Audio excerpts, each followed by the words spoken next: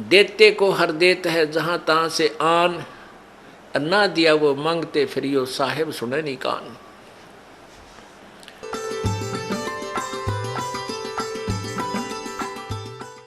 यहाँ तो परमात्मा के लिए वो प्यारी आत्मा आती है जो परमात्मा के अंश हैं, जो पिछले जन्मों से उनके चरणों में कहीं ना कहीं किसी ना किसी रूप में वो उनके साथ रहे हैं। अब वो पार हो नहीं पाया, भटक रहे हैं, उनको फिर परमात्मा अपने बच्चों को इकट्ठा कर रहा किसी ना किसी माध्यम से, कोई टीवी से, चैनल से, या किसी पुस्तक से, या किसी मित्र से, रिश्तेदार से, भाई बहन से अपना संदेश भिजवा कर इनको फिर शरण में ले रहा है।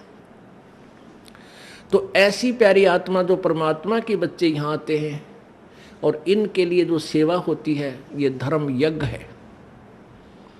इस धर्म यज्ञ में आपका पैसा लगता है, इससे आपको पुण्य होता है, और जो पैसा आपका किराए में लगा वो भी आपका पुण्य के अंदर लगा। अब पुण्यात्मा जैसे जो अनजान व्यक्ति हैं,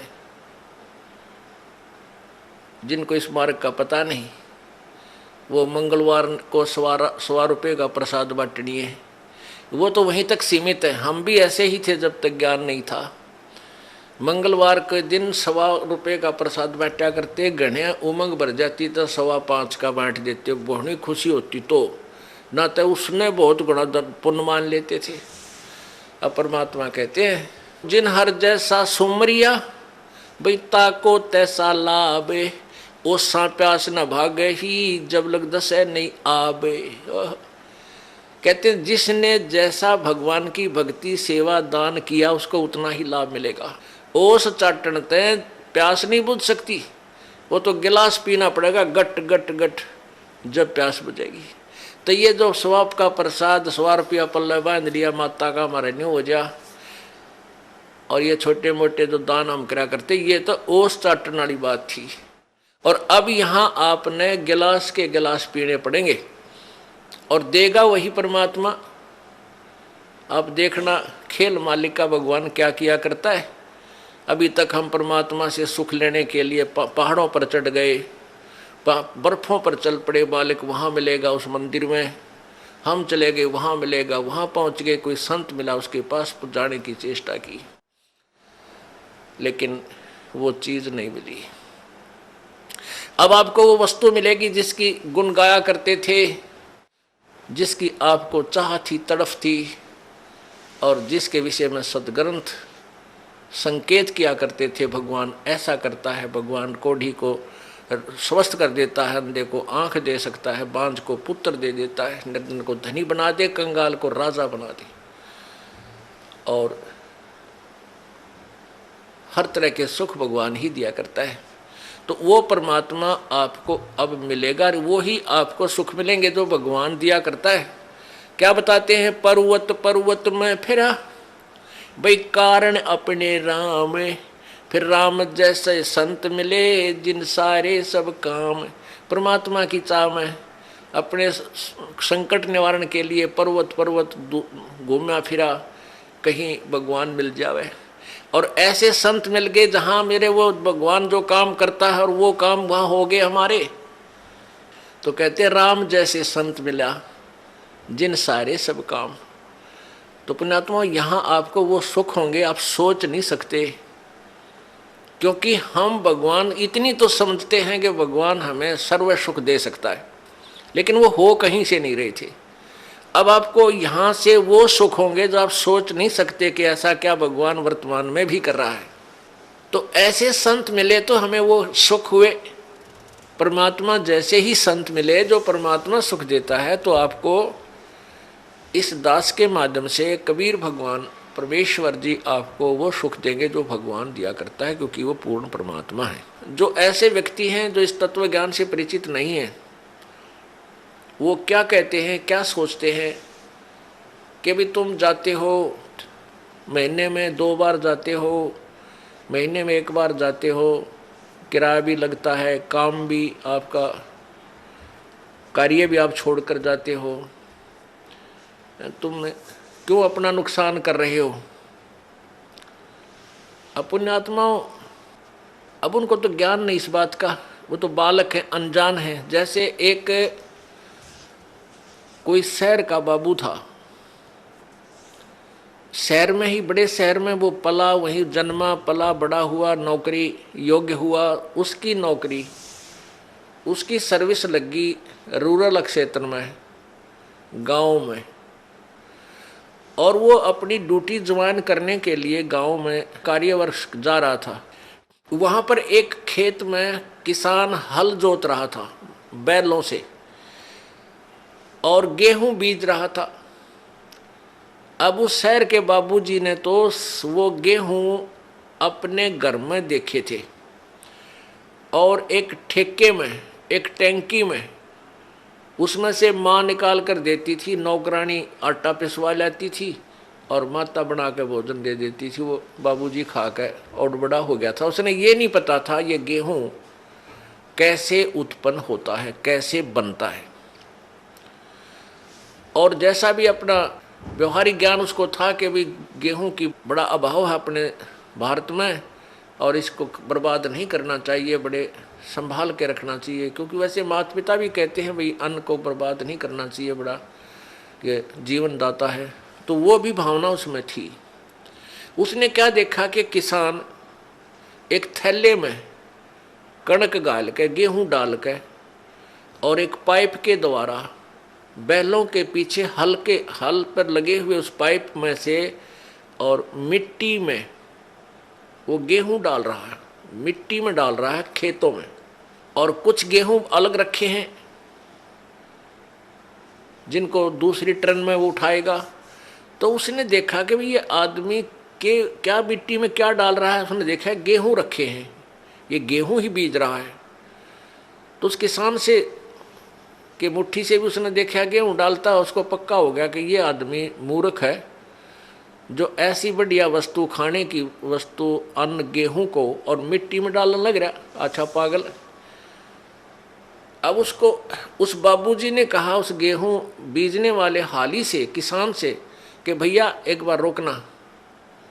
अब किसान ने सोचा भाई शहर का आदमी दिखा है, कोई रास्ता पूछता होगा। उसने बैल खड़े कर लिए, रोक दिया हाल। हाँ बाबूजी बताओ क्या काम है। तो बाबूजी ने बोला अरे तू मूर्ख है क्या।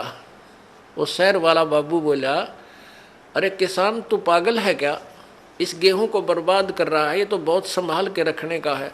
ला गया लेक्चर देन जिसा उसने बेरा था बॉडी पीरियड ने। अब वो किसान ने सोचा यो कितना है क्या बंदर, इसने यो मन ने मुझे शिक्षा देने लग रहा है उल्लू।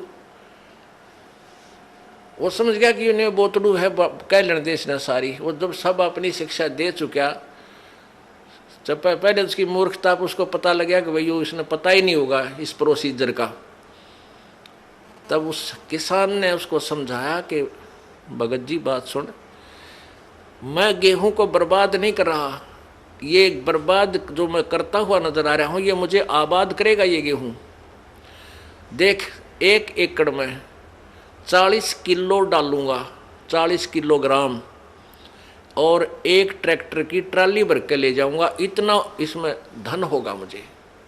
यानी 40 किलो डालूंगा 1 मन, तो मुझे 60-65 मन गेहूं यहाँ से मिलेंगे। अब वो बता रहा था लेकिन उसको समझ में पल्ला नहीं पड़ रहा उस बाबूजी के। अब मैं कैसे मानूं भाई, अच्छा मूर्ख है, मिट्टी में बर्बाद कर रहा है और कहता गेहूं 65 मन होंगे 1 मन के। किसान ने कहा कि आप 4-5 महीने के बाद आना, अप्रैल में, और फिर दिखाऊंगा तुझे ये मैं बर्बाद कर रहा हूं, यही मुझे आबाद करेंगे। अब वो चला गया। वो फिर आया इसी प्रकार अप्रैल के महीने में। उसने देखा, किसान ने उसको दिखाया कि 1 कनक का दाना डाला था और कम से कम 10-12 ये गुच्छा बन गया देख नीचे से, और प्रत्येक पौधे के ऊपर 1-1 बाली आई है, एक बाली में 30-40 दाने हैं। उसने ऐसे करके वो दिखा, देख बाबूजी। तब उसकी चौंध टूटी, अगर भाई आप ठीक कह रहे थे। तो पुण्यात्माओं, जो आज आप दान कर रहे हो, किसी प्रकार यहाँ भगवान के दरबार में आने का आपका किराया तक भी आपके पुण्य में लिखा जाएगा। और जो अनजान है वो तो ऐसा समझ लो जिसने कभी देखा ना हो गेहूं उत्पन्न कैसे होते हैं, उस 4 मन गेहूं को ही चिपटा बैठा रहा, उसी को सुरक्षित रखे, आगे कहाँ से मिलेंगे उसको। तो आप जो पुण्य कर रहे हो, ये दान कर रहे हो, यही आपको आबाद करेगा। कहते हैं देते को हर देत है जहां तहां से आने, नहीं दिया फिर मांगते फिर यो साहिब सुने ना कान। जिन्होंने देखो आज एक तो इतना गरीब है, फाइनेंशियली इतनी वित्तीय हालत उसकी कमजोर है कि रिक्शा चला रहा है, एक ऐसा है मजदूरी कर रहा है, एक रिक्शा चला रहा है, एक उसके अंदर विराजमान है, बैठा है, दोनों ही मनुष्य। तो पुण्यात्माओं, एक गाड़ी चला रहा है ड्राइवर, एक मालिक उसमें बैठा है और गाड़ी भी मालिक की है। तो इतना भेद यूं क्यों हो गया?